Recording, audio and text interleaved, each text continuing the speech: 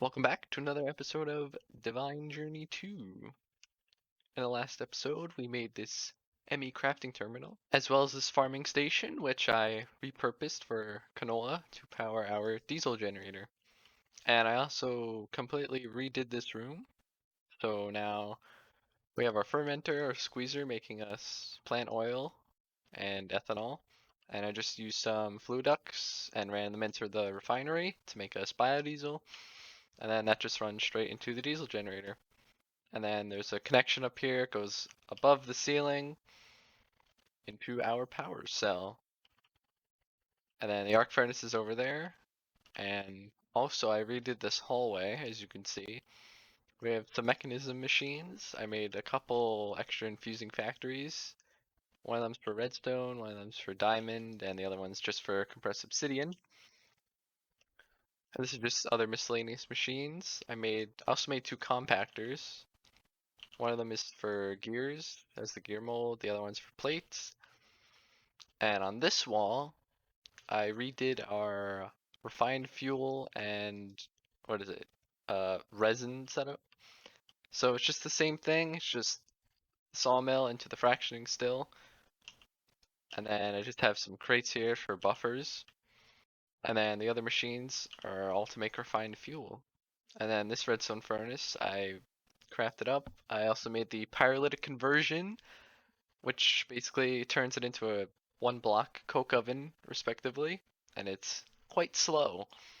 So made a second farming station, and this is farming a cactus for the industrial dye blend for the green dye, sugarcane, slime, and cocoa beans also for the industrial blend. And both farming stations are connected with item conduits into this little drawer wall, and it just stores all the outputs. And then I have the conduit set on in-out mode for canola seeds to go back into that farming station, and then the saplings, the cactus, the cocoa beans, and the sugar cane all go back into that top farming station. Anyways, today's plan is to get into a little mob farm, as well as get into Mithril Ingots. To get into mob grinding utils, we actually need this mob grinding ingots, which is just Demon Lord and gunpowder in the arc furnace. The first thing we're going to make with our mob grinding ingots is the drop of evil. And this is going to let us turn regular dirt into cursed earth, which will spawn mobs very quickly. The next thing we're going to make is this mob masher, which is actually going to do the killing. And we can also put upgrades in this to upgrade like looting or how much damage it does per kill. And we're also going to make some fans, which is going to actually push the mobs into the masher. And right now I think I'm going to do 5 fans. I think that might be enough. Okay, I've set up a small 7x7 room, and I've added some lights, and they're powered by this lever, and there's just some redstone conduit running to all of them. And then the fans I just hooked up, and they're all pushing into the masher. And then to actually power this, there's a redstone block under it. And to collect the drops, there's just this absorption hopper, and I changed the range so that it's directly, the range is only in the farm, so it should get everything.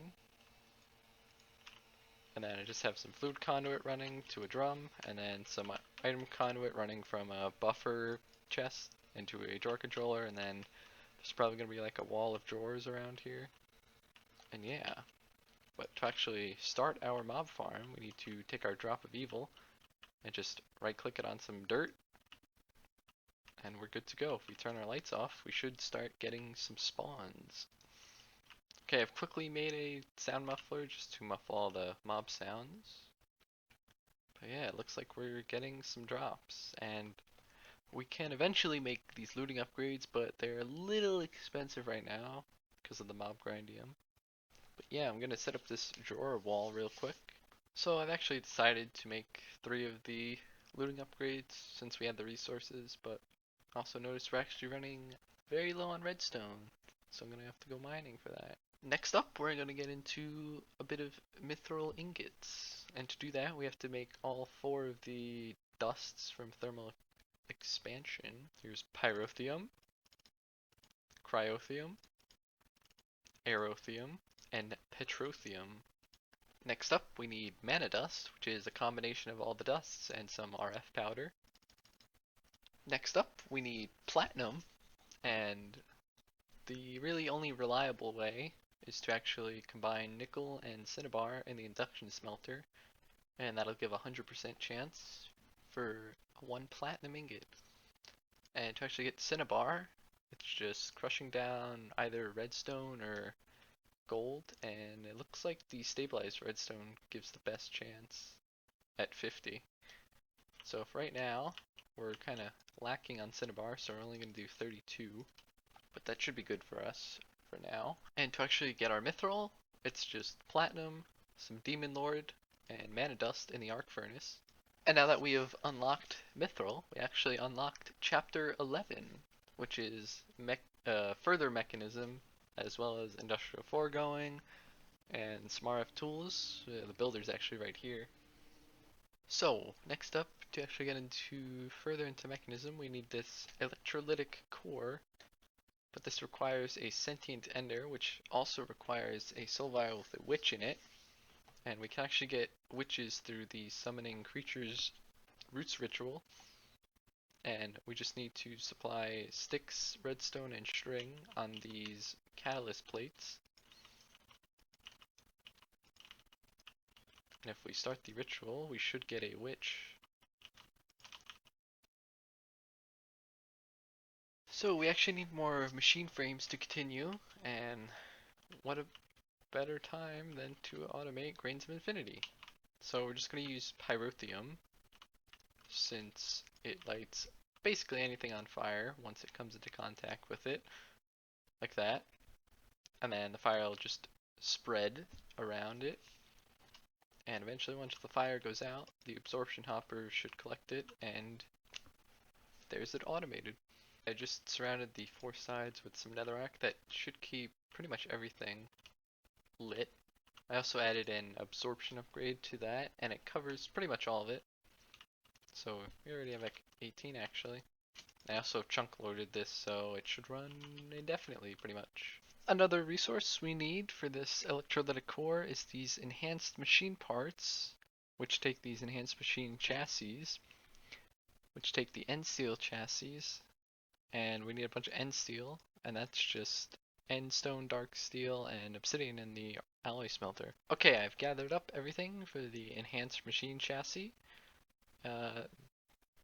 The only difficult part about this was the enhanced dye blend, since that takes grains of piezoality, and these pulsating crystals take 8 ender pearls and an iron ingot per. So with the stack of pulsating iron, you can only make 8 of these, which is kind of annoying. But anyways, the rest of this is pretty easy. This melodic alloy, it's just the end steel and some popped chorus fruit. That's easy enough. And yeah, here's our first enhanced machine chassis. And to actually make these cores, we have to turn the machine chassis into enhanced machine parts, which just takes some electrical steel. Okay, after a short while of crafting, I've gathered up all the components we need we actually need 3 of these, which is annoying. But yeah, I've gathered up all the materials, and we should be able to make 3 electrolytic cores. Now that we have our 3 electrolytic cores, we can start making our 3 advanced mechanism machines. And the first one we're going to make is the Electrolytic Separator, followed by the Pressurized Reaction Chamber, and finally the Rotary Condensator. Using these new machines, we need to make substrate and eventually HDPE with oxygen and ethylene. And to actually get the oxygen, we need to put water into this electrolytic separator. And to do that, I made this unending bowl from roots, and it was pretty easy. It's just some dark steel and some roots items, not too bad. But if we just connect it up and set the conduit, it should start running. And in theory, there should be hydrogen in here, right? And to actually get substrate, we need biofuel, which is pretty much any compostable item. And I'm just gonna go with carrots for now. So we also need water, and that's easy enough. Just need another conduit. And there's our first pieces of substrate. And to actually get into Industrial 4 going, we have to do the HDP sheets with nutrient distillation. That's going to get us our first piece of plastic, and eventually, once we get enough, we can make the tree fluid extractor and the latex processing unit.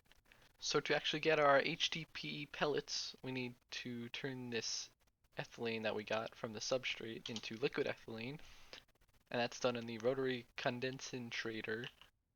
And if we just set the sides on this, it should automatically do it. Okay, I fixed the little issue we had with the liquid ethylene not exporting. I guess this machine doesn't auto export, so I just added a conduit and moved the PRC down one block. And I have a pressurized pipe feeding in the oxygen. And there's our HDPE pellets. Now that we have our HDPE pellets, we can run it through the enriching factory, since that'll give us a 3-to-1 ratio instead of an 8-to-1. So the next thing we need to make before our plastic is some nutrient distillation, and to actually get that we need to make the vat. Okay, I've hooked up our vat to both power and water, and all I have to do is put any fuels in. Where is it there? And I had looked through the recipes, and it seems that mob heads and fermented spider hives give the best ratio. So I'm gonna make enough for 10 buckets, because I believe that's all we need for right now to make the latex processing unit and the tree fluid extractor. I've gathered our 10 nutrient distillation buckets, and to actually get our plastic, we just have to run it through the fluid transposer and put in our HDPE sheets, and there's our plastic. To actually get our tree fluid extractor and latex processing unit, we need Enderium gears, which actually takes platinum that we made a little while ago, as well as some lead and some ender pearls in the arc furnace. To actually make our tree fluid extractor and latex processing unit, we need these device frames, which take platinum gears, hardened glass, tin plates, and other machine frames. Now we can make our fluid allocator, and we can also make our arboreal extractor. And combining that with a machine case, some Enderium gears, and some plastic, we can make our tree fluid extractor. And if we combine our fluid allocator, machine case, Enderium gear, and some plastic, we can make our latex processing unit. So the first thing we have to do with this tree fluid extractor is this all in world. Basically, we just have to repetitively place logs down, and over time it's going to collect latex. Okay, I had to take a small little cut because I forgot to make a tank. But anyways, if we connect up conduits to the bottom of our tree fluid extractor, and then we can have a nice buffer tank of latex. And there we go, we're making tiny dry rubber. And all I have to do is turn this into regular rubber, and then there's a much easier way of getting plastic. I've gathered up the remaining plastic that we were missing, and we can make our block placers so we can automate our latex processing. Next up, we're going to make the mob slaughter factory, and this is going to allow us to get sludge as well as pink slime, both of which we need to progress further. So I've set up our mob slaughter factory, and it's pretty simple. You pretty much just give it power and feed it mobs, and it'll produce both liquid meat and pink slime, both of which we need for later on. And also I made a range add-on just so that it gets everything in here if they don't happen to get pushed by the fans or whatever. So yeah, I'm gonna AFK here for a bit and let this pink slime build up, as well as this liquid meat. Alright, I'm back from a little break, and it looks like we have about 45 buckets of pink slime. And to actually get our pink slime balls, we need to take the slime and put it in the world. And if we wait long enough, a pink slime should actually spawn. And if we kill it, there's our pink slime. Now that we have our pink slime, if we combine it with some mithril, we should get our pink slime ingots. To get our brown slime ingots, we need to make both the animal sewer as well as the sewage composter. So here's the sewage composter, and here's the animal sewer. Okay, I've set up our animal sewer here I put a small range add-on in, and it's slowly making us sewage. And then I just ran some conduits under into the sewage composter, and then it's getting the sewage, and we're getting fertilizer now. And the last thing we need to do before we get our brown slime ingots is combine our pink slime with some grains of piezoality in the alloy smelter to get our crystalline pink slime ingots. Now we can just combine our pink slime ingots with some fertilizer to get our crystalline brown slime ingots. And using our 4 crystalline brown slime ingots, we can make our first RFTools machine frame. Now that we have our RFTools machine frame, I gathered up all the other materials we needed for the builder, and it wasn't too bad. It was a little mithril, some block breakers. Really the only hard part was the machine cases for the block breakers and placers. But yeah, here is our first quarry. Next up, we need our shape card, which is just some crystalline brown slime and some electrical steel. That's easy. And to upgrade our shape card, it's just some electrical steel and 2 block breakers. Now that we have our builder, I think I'm going to call it here for this episode. Next episode, we'll set up our builder probably in the overworld or the twilight. I might look at the deep dark, not 100% sure. But yeah, anyways, thanks for watching.